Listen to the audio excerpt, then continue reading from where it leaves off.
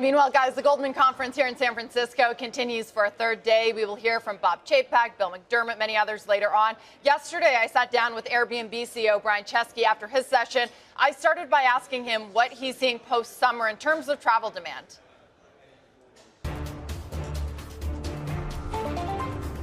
We said that we were expecting, despite all the volatility, a very stable Q3, and we feel really good about what's happening.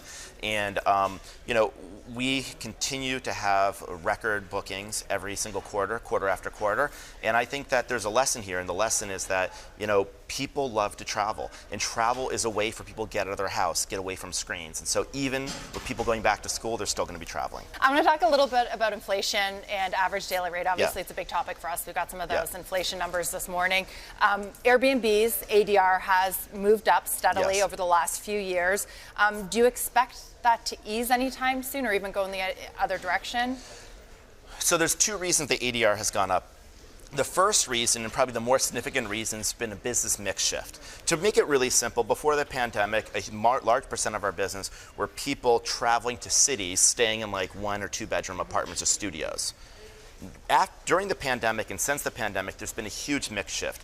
Number one, away from Asia, Latin America, even Europe, towards North America. North America has been a stronghold. Well, people spend more money in North America, so that's one reason. It's a shift towards North America. But also a shift towards essentially larger homes in vacation rentals. A lot of families getting 3, 4, 5 bedroom homes. So this mix shift to entire large multi-bedroom homes in North America is the primary reason for the ADR increase. The other is price appreciation. We are expecting the business mix shift to start to come back a little bit as urban travel recovers and Asia recovers, which would bring nightly rates down.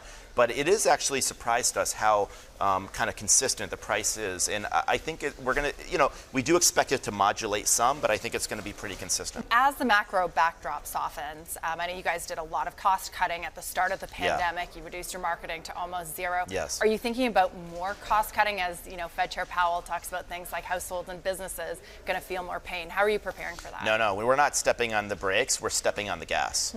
And the reason why is, first of all, we've generated around $3 billion in free cash flow in the last 12 months. We have $10 billion of cash in the bank, so we are totally prepared to step on the gas.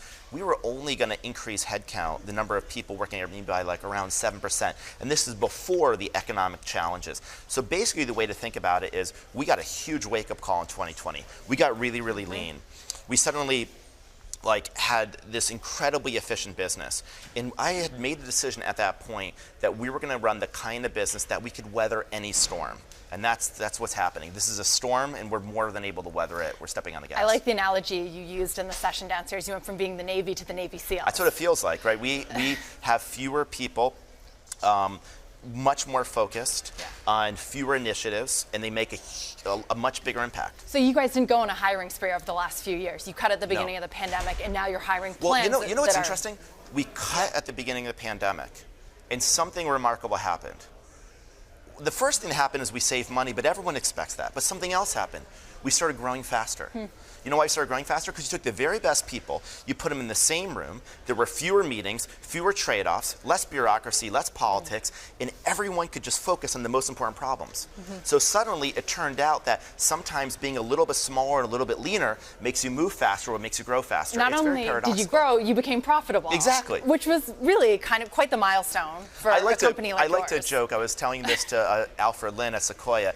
He reminded me that years ago I went to an LP conference, and I said there's a lot of unicorns by market cap, but we were a unicorn by revenue. And I like to think that now we're like a unicorn by cash flow, generating more than $1 billion of free cash flow a year. And true cash flow, because you guys are actually doing buybacks. You had announced a $2 billion buyback last quarter, and that helps with the stock-based compensation side of things, right? Yeah, I mean, we're net income positive, and in the stock buyback, listen, I mean, the reason we did the stock buyback is the most important thing we can do is invest in organic growth, then invest in inorganic growth, then do stock buybacks. But we have such a plethora of cash, having generated $3 billion in the bank, that we're doing all three of the above. And so stock buybacks made sense in the context of this environment. What about option for a dividend? No, we're really just focused on the buybacks and on really growing as quickly as possible. So you don't see a dividend in the future for Airbnb? Certainly not in the near-term future.